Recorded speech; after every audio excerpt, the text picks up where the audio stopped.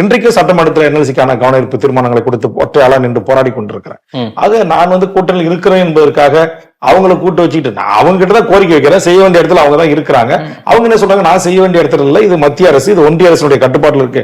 NLC நிலக்கரி நிறுவனம் என்எல்சிக்கு இழப்பீடு தொகை தருவதோ சரி, என்எல்சிக்கு நிரந்தர வேலை தருவதோ அவருடைய பிரச்சனை. நீங்க அவங்க கிட்ட போராடுங்க. அதனால என்எல்சி அலுவலக வளாகத்துக்குள்ள நான் போராட்டத்தை கேட்டு பெற்று தர வேண்டியது யாரு? அவங்க தானே அதிகாரத்தை. அதுதான் நமக்கு உரிமை. அவங்க தானே எல்லாமே நமக்கான உரிமையை பெற்று தருபவர்கள் அவங்க. அதுதான் என்னுடைய டிமாண்ட். அவங்க என்னன்றாங்க, நீங்க அங்க கேளுங்க, அங்க வச்சு போராடுங்கன்னா இல்ல, அவங்க அப்படி சொல்றாங்க. தவறு. நீங்க தான் எங்களுடைய நிலத்தை கையகப்படுத்தி லேண்ட் அக்விசிஷன் யார் பண்றா?